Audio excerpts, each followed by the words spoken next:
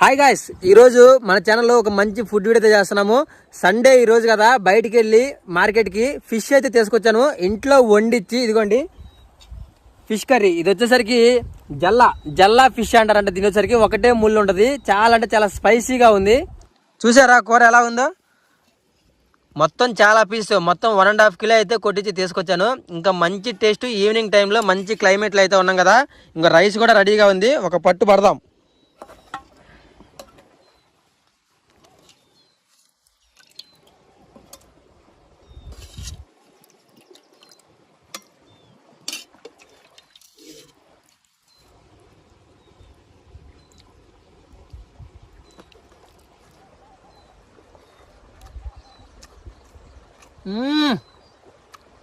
సూపర్గా ఉంది, మామూలుగా లేదు.